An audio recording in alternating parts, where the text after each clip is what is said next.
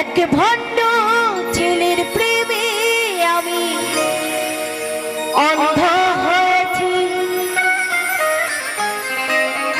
আর নিজের হাতে জীবনটারে 12টা বাজাইছি।